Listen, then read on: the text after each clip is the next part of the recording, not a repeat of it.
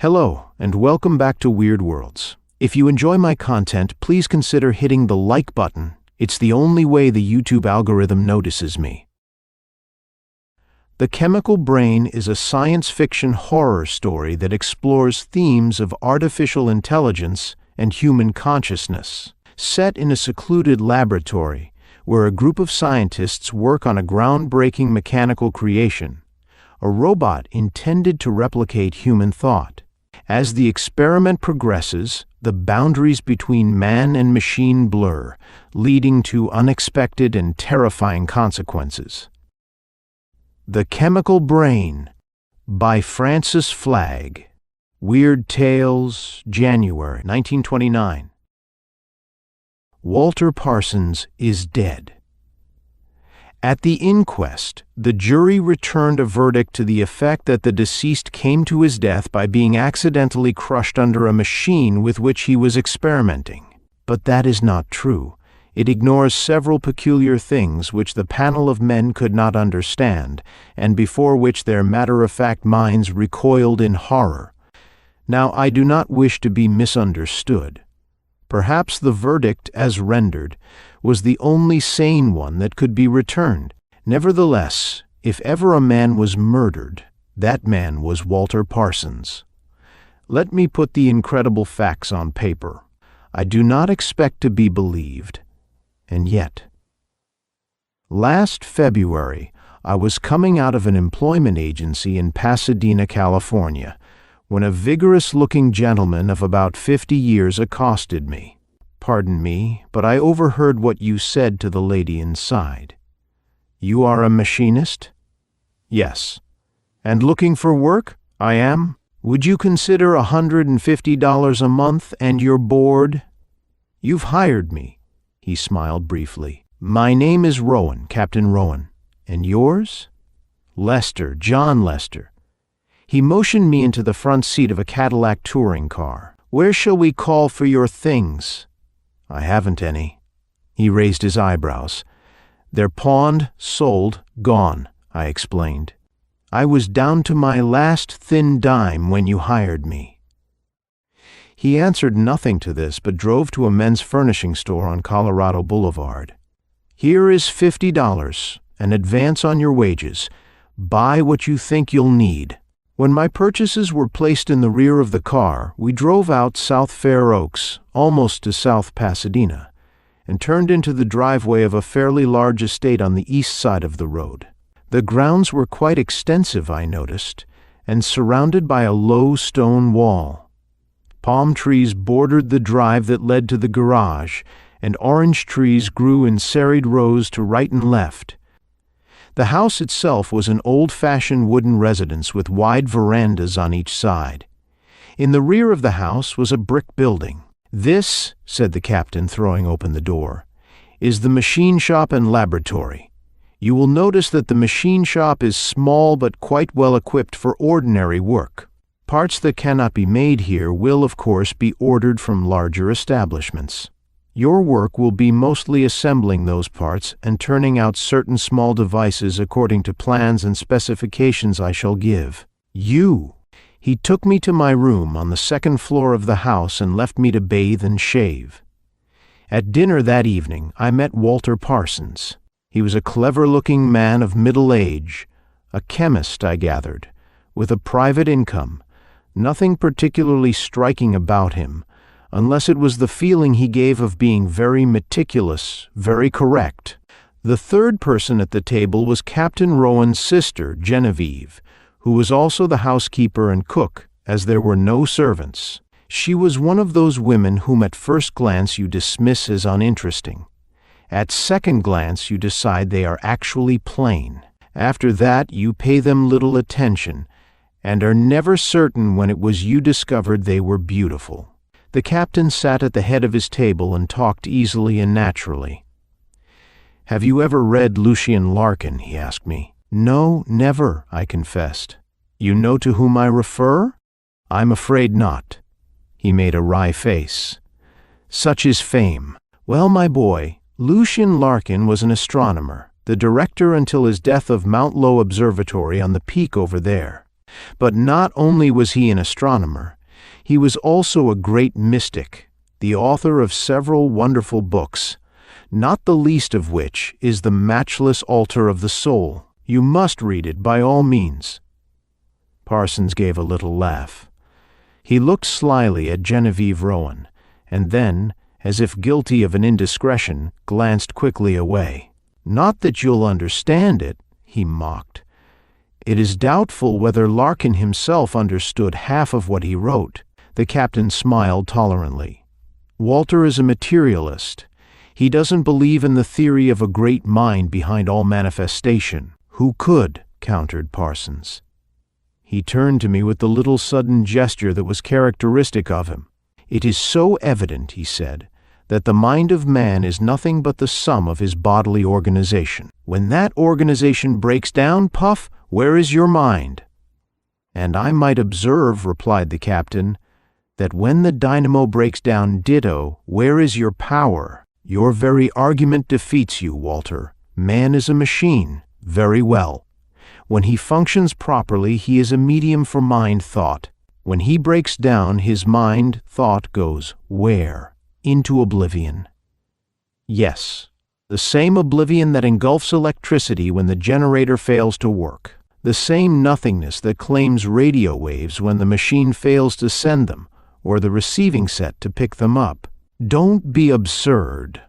I listened to them argue, rather puzzled as to what it was all about. Several days later, Parsons and I were in the machine shop together, and I expressed my bewilderment to him. "You see, Lester," he explained, "there are really two schools of thought. One school I belong to holds that our so-called mind is the result of bodily nerves and organs functioning a certain way. The other school, to which the captain subscribes, holds that mind is something exterior to our bodily organization, merely expressing itself through our brains and directing our activity. As I worked, I pondered these two concepts. Never before had I given such things serious thought. Now they interested me. Why? Because I sensed that in some fashion they were connected with the work I was doing. The captain, as an electrical engineer, Parsons, as a chemist, were engaged in some profound experiment. This much I gathered from their conversation. But what sort of an experiment? Now and then Captain Rowan talked to me freely. For days at a time, he would work in his laboratory, hardly uttering a word. Then for some reason he would open up and become almost loquacious. Consider this fact, Lester. Within the entire range of the telespectroscope and telecamera, where their range is so immense that 100 million giant suns in space are now photographed, there is no entity able to add to itself but mind, thinking thoughts that have never been thought before. I tried to grasp his meaning. Just what is your definition of mind, sir? That of Larkin. Electrons are the first manifestation of mind. They alone have been created. All else has been formed by an incredible number of varying combinations of electrons. I'm afraid I do not understand. It is very simple. Back of all manifestation is a cosmic mind. Call it creator, if you will. I prefer to call it director. This director creates electrons. Electrons combine to form all other kinds of matter, the molecule, the atom. 90 kinds of atoms are now known to chemists. Do you know what determines the atom of an element? No? Well, what kind of an atom shall appear in space depends on 4 basic factors: number of electrons in revolution, specific speed of revolution, distance of orbits from the center, and directions of motion. Parsons looked up from his chemical labors. "That is all true, Lester," he said, "but don't let the captain sweep you away by a statement of facts into an acceptance of a cosmic mind. Lucien Larkin was a great astronomer and a scientist, but beyond a certain point, what we have verified with our instruments, he enters the realm of pure speculation. There is not one iota of proof that mind exists distinct from the body." Captain Rowan laughed. "No? Then tell me, What if the hand of a person begins suddenly to write words at a rate 10 to 20 times faster than normal, in handwriting other than his own, upon wise and lofty subjects not heard of before, sometimes even in a language of which the owner of the hand is ignorant? Tell me, what guides that hand? There is usually fraud back of this automatic writing, deceit of some sort, replied Parsons. In the few cases where it seems to be genuine, it is due, doubtless, to the subconscious mind of man. But if the person doing the automatic writing has no knowledge, either conscious or subconscious, of Latin or Greek, or even of Sanskrit, for I assure you whole reams have been written in Sanskrit, and the writing should be in any one of those languages, what then? Parsons shrugged his shoulders. Still, there is no valid reason for assuming an overmind or director, as does Larkin. He turned to me. Undoubtedly, there are some mysterious things in connection with psychic phenomena which are baffling. But to use those mysterious things as a base from which to launch into wild and irrational speculations is not scientific. You will appreciate this better if you make an earnest study of the new psychology, behaviorism. Even James and Jung and Freud are being seriously challenged by John B. Watson. It begins to appear that our viscera are the directors of mind, that our memory, our so-called subconscious, is the result of habit, of conditioning. What you need to read, Lester, is Watson's book Behaviorism, and leave Larkin to the metaphysicians. That night, I was permitted to see something curious.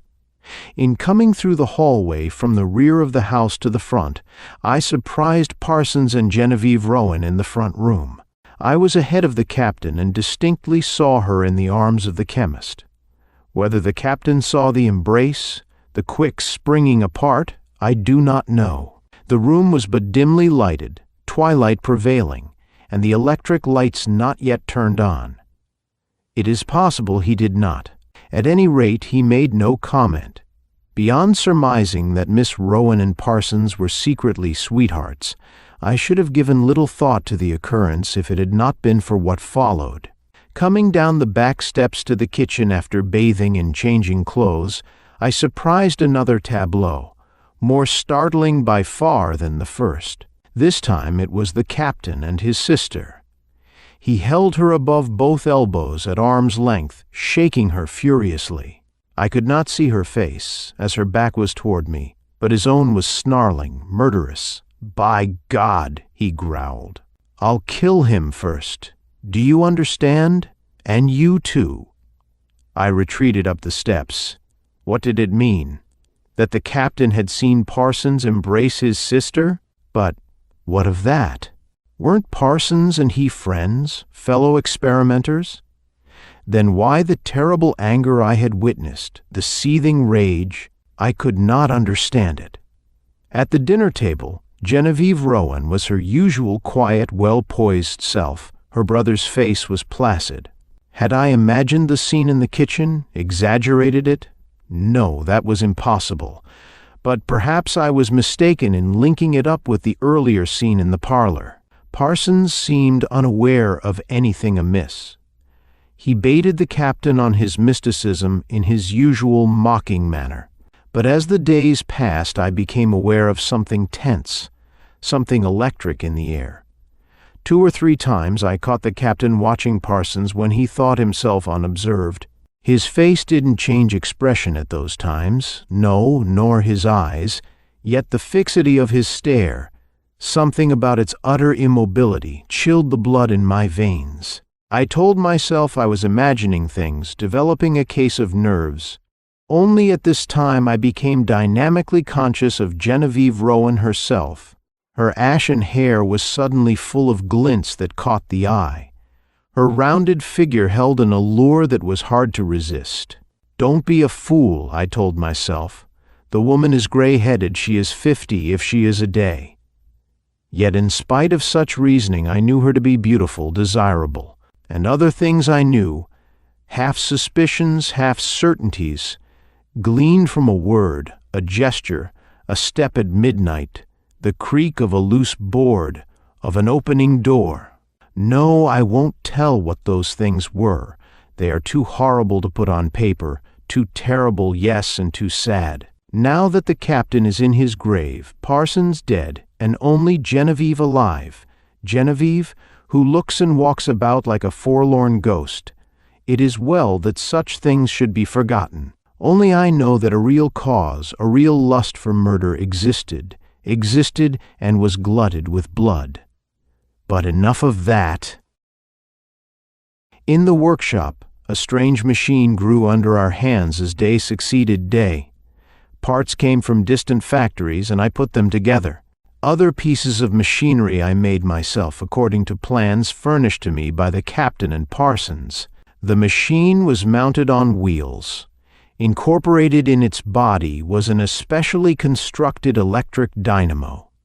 The captain wired the various parts, and in what he called the backbone of the ponderous tapering mechanism, he placed, at intervals of 3 inches, crystals derived from a saturated solution of Rochelle salt. "Perhaps," said Parsons to me, "you have heard of singing crystals?" "No," I replied, "I haven't."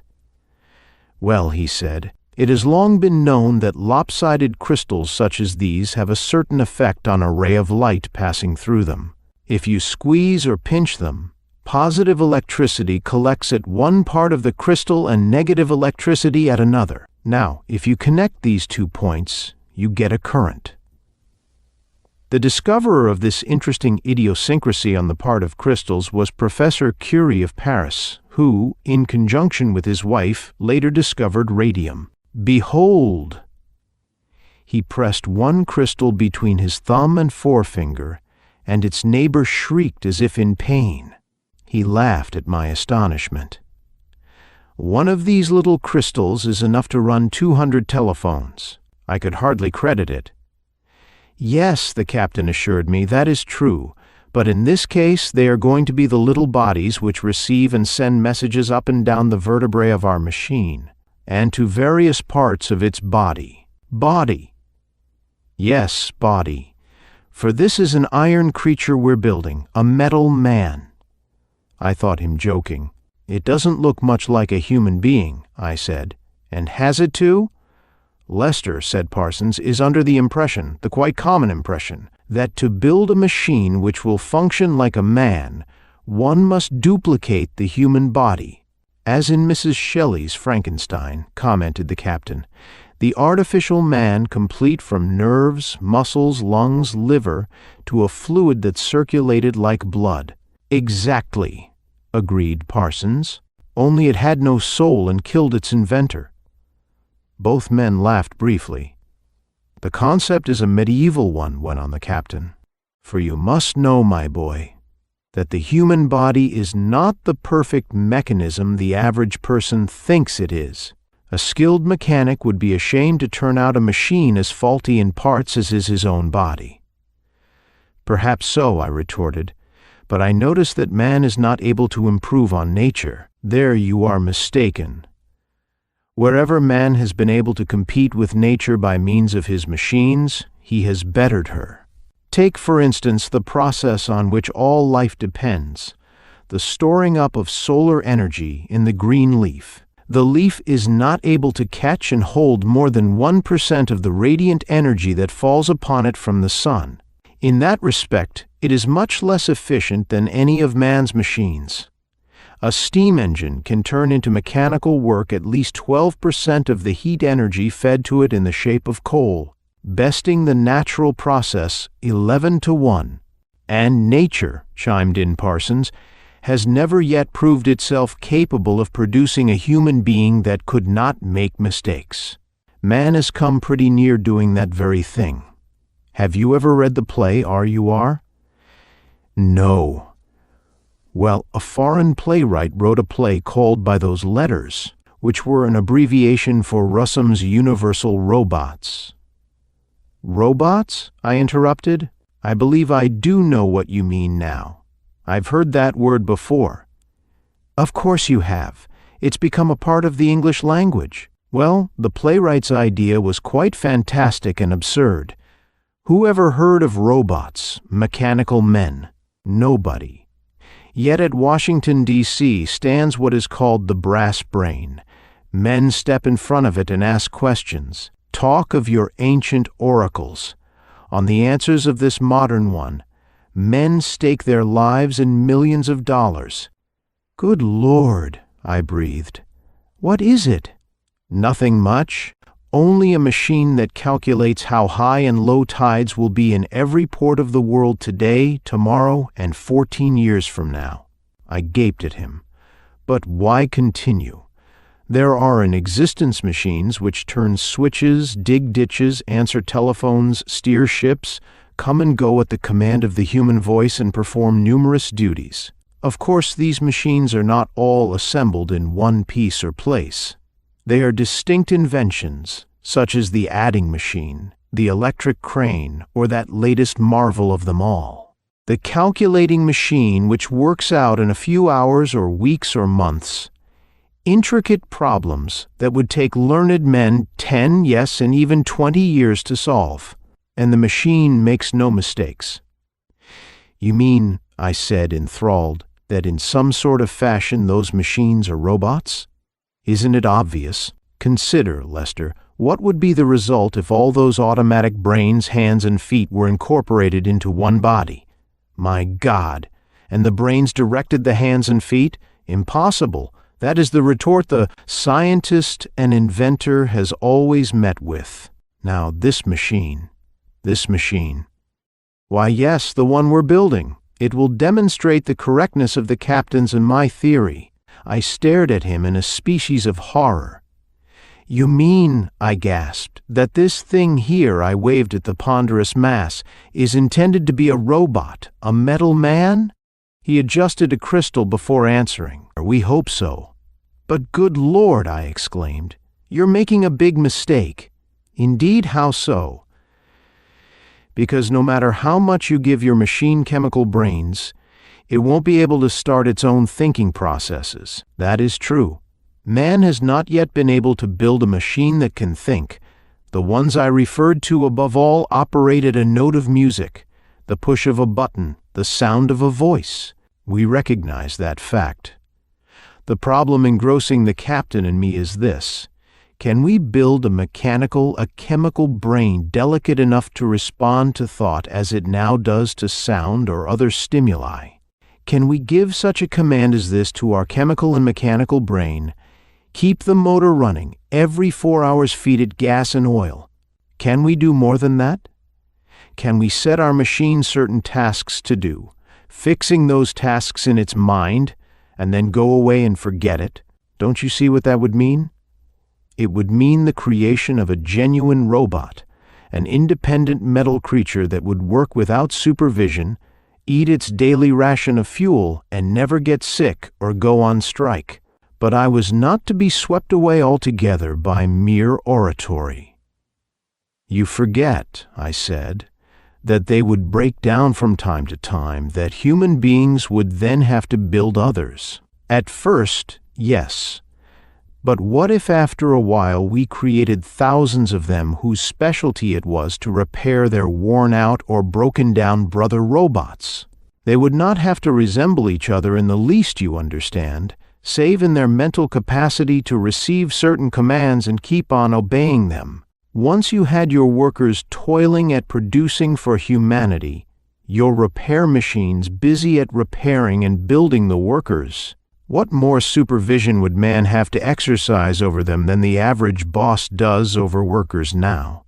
Indeed, it ought to be possible to create a machine that will be all brain, vast, godlike, in comparison to the ones that toil and repair, and imbue it with the thought of keeping the robots working and the wheels of industry turning, and there you are.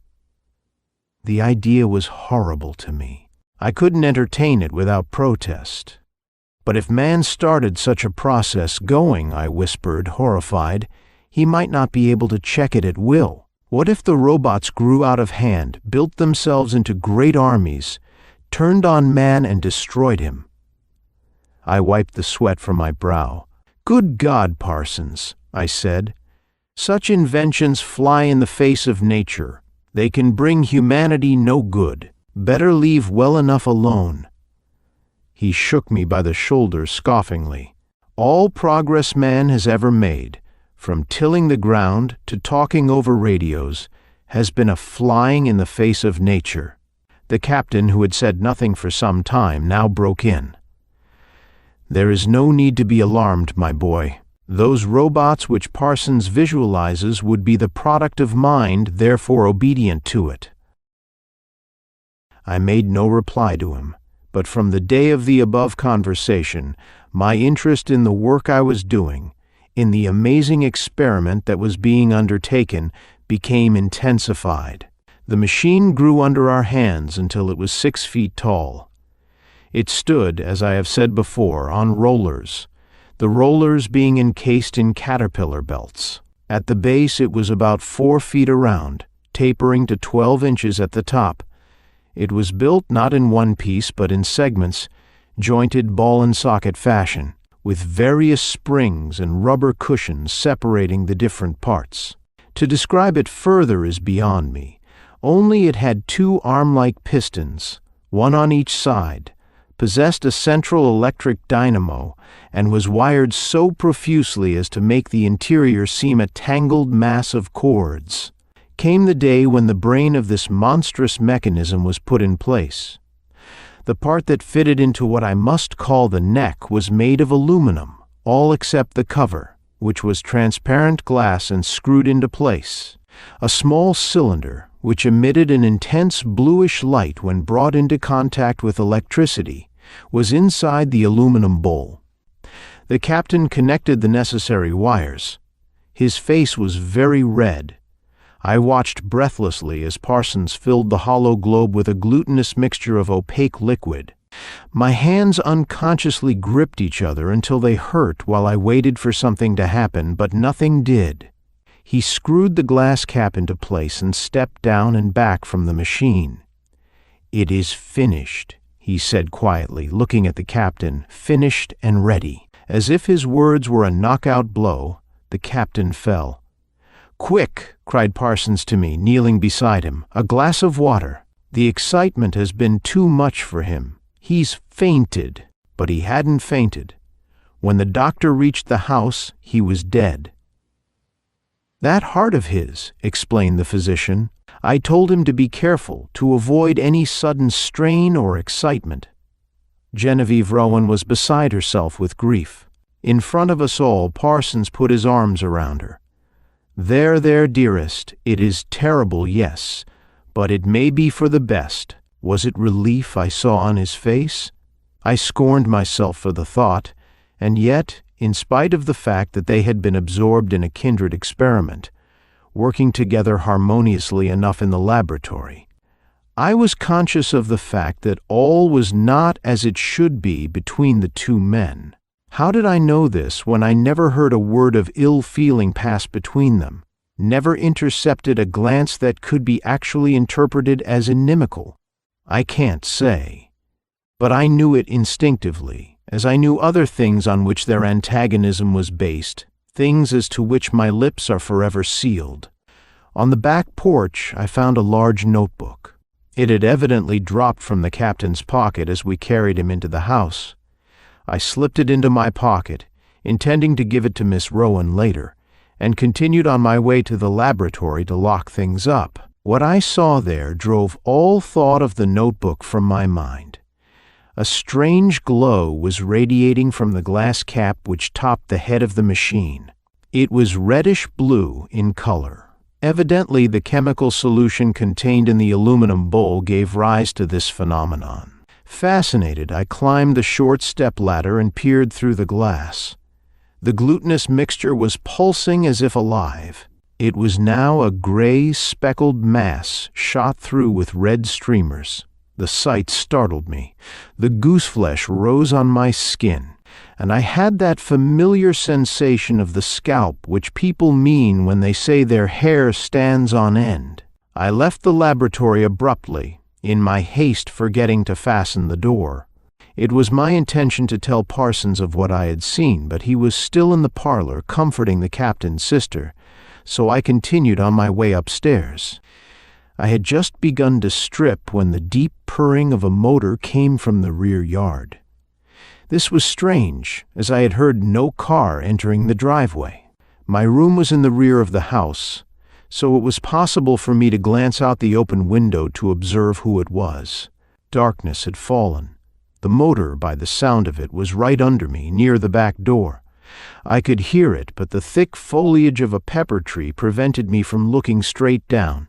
Baffled, I stepped back, and as I did so, someone flung open the back door with considerable force. "What's the matter, Lester?" called Parsons' voice.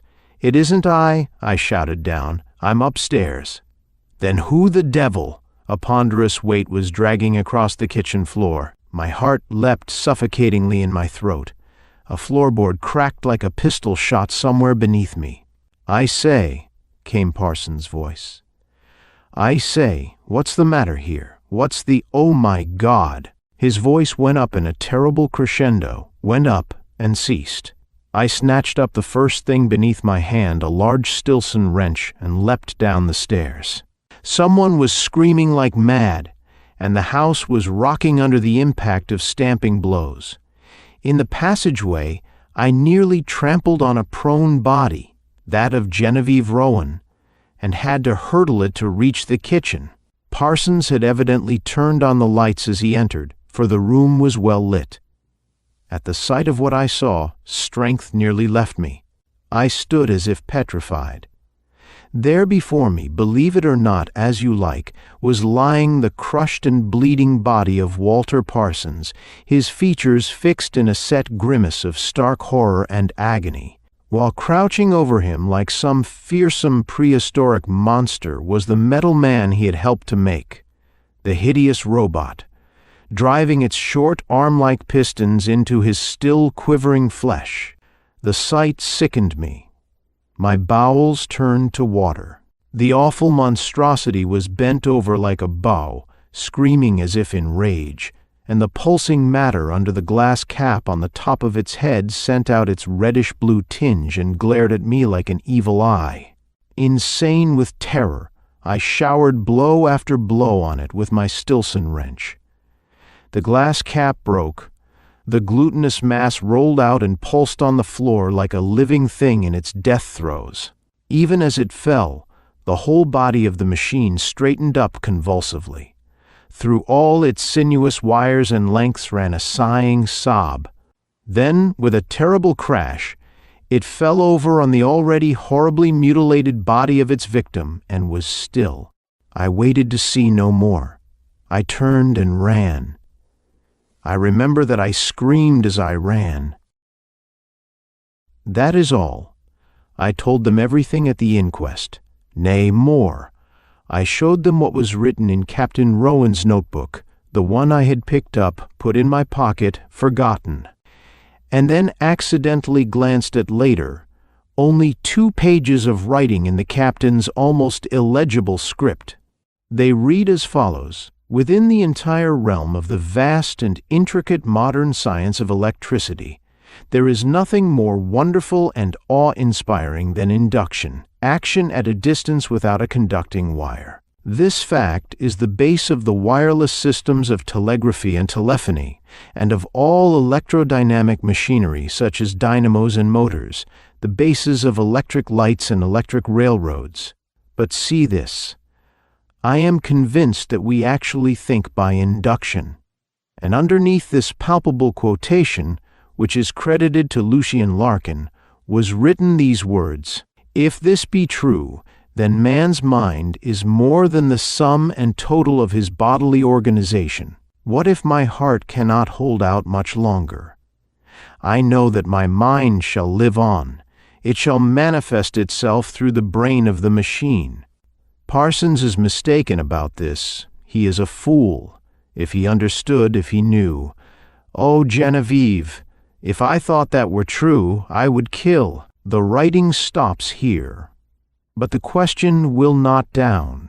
Did the mind of Captain Rowan, as it was leaving its fleshly vehicle, glimpse his sister in the arms of Walter Parsons? Was it his intelligence that animated the chemical brain, put the ponderous mechanism into motion, drove it across the yard into the kitchen, and brutally killed the man he hated? The coroner and the jury may ignore the facts. They may recoil from them in horror. They may attribute what I say to hysteria, an unbalanced mind, but the uncanny truth remains. Walter Parsons was not accidentally killed. He was murdered by a man already dead, and the weapon with which he was slain was the metal man and the chemical brain of his own partial creation. End of The Chemical Brain by Francis Flagg.